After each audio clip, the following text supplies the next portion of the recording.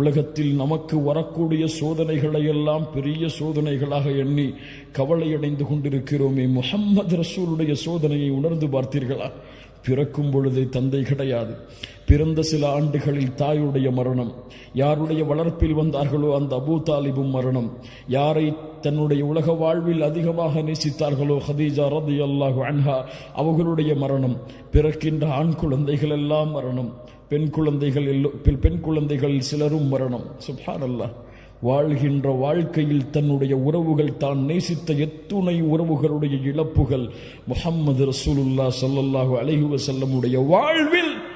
ஆனால் இந்த கஷ்டங்களும் துயரங்களும் முஹம்மது ரசூலுடைய வாழ்வில் ஒரு சிறிய இடத்திலாவது பிரதிபலித்திருக்கிறதா?